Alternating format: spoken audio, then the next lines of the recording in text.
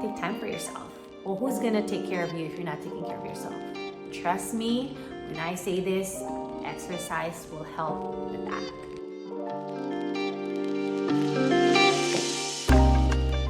Hello everyone. Welcome back to my YouTube channel.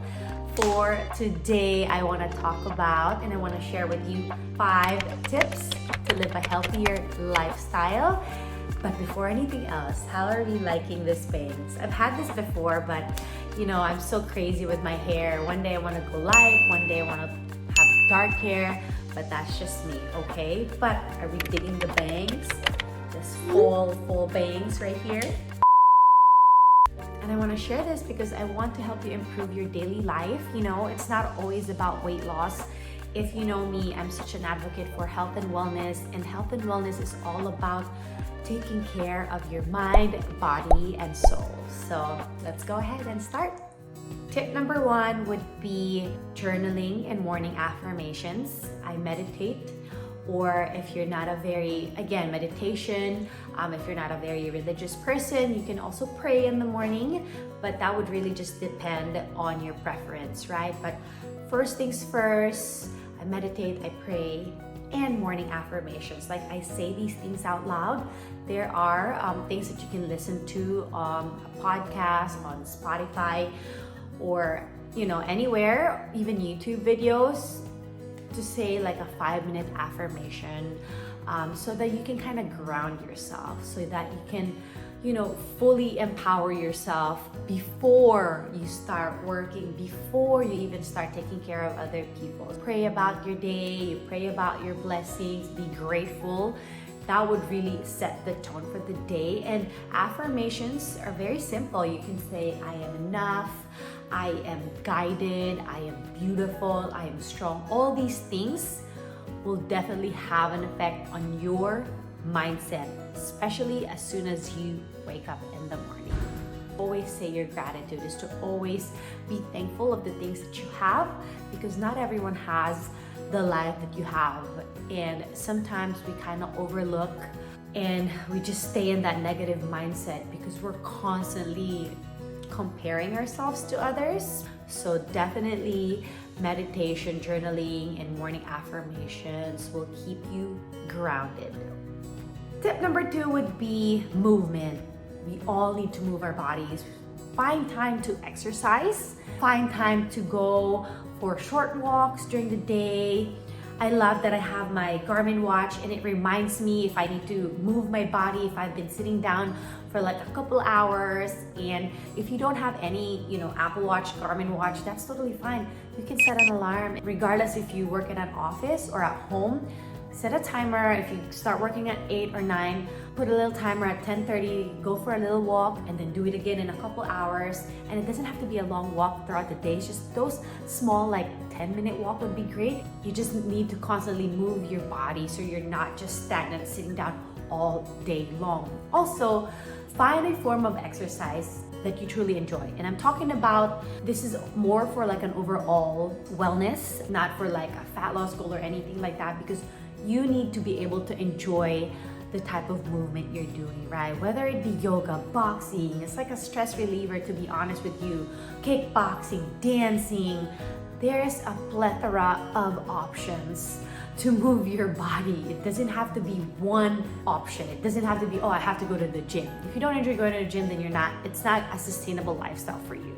So find that and really set an appointment, make time for it, because your body will thank you for it. It's not just honestly your body. Mental health is so important these days, and that will help with that. With stress, any stress related, trust me, when I say this, exercise will help with that. Tip number 3 would be proper nutrition and supplementation.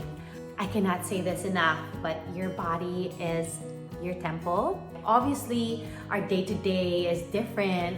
Everyone's lifestyle is different, but you have to fuel your body with nutritious foods. I know it's kind of hard, like what is healthy, what's not, right? And I would just say that as long as you have your vegetables, lean meats, and your whole grains, you're good. Try to consume unprocessed foods and fresh produce if you can.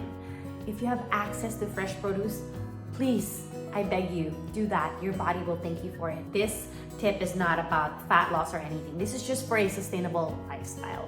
There are a lot of good recipes out there. There's a big misconception that healthy foods are not flavorful or they're boring and bland. It's not true.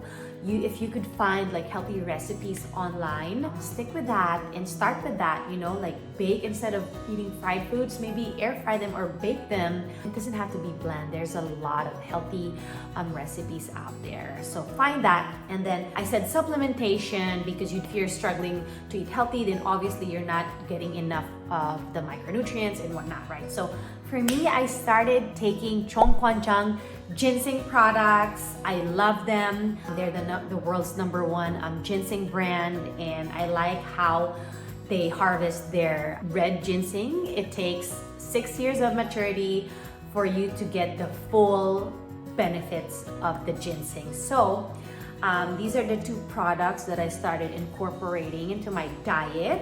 And one is the energy. This is caffeine free, so you're not gonna get any jitters or anything like that. And then I take this in the afternoon, and then I take this one in the morning. These 2 Core Select products are very potent, and they're kind of bitter. The immune one, sad to say, we're still in the middle of the pandemic, so I really highly recommend to take this. The immune, the Korean red ginseng and European black elderberry. Elderberry has all the antioxidants, and again, the ginseng would also help with, to boost your immune system. So what I do is I mix this with water. If you're bold enough and you're brave enough, this is kind of bitter for my preference, you can just stir this up and take it.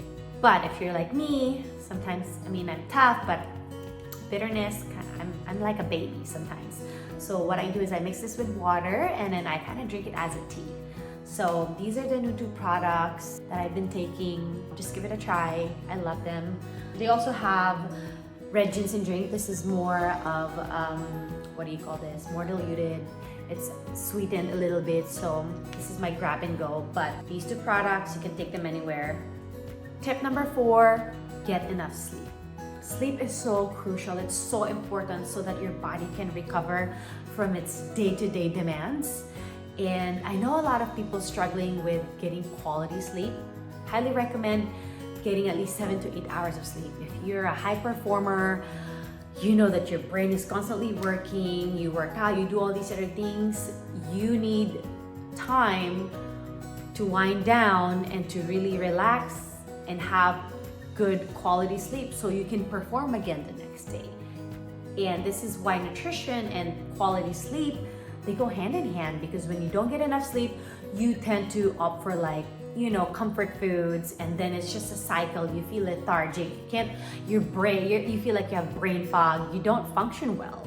If you struggle with sleeping good or, sleeping early at night, I would suggest, if your bedtime's at 9 or 10, 9 p.m. is your wind down time. Like turn off your screen, no more emails. You can turn off the notification from 10 to 7 o'clock, because I do that. I turn off, I have the nighttime mode from 10 to 7 so that I don't get any notifications.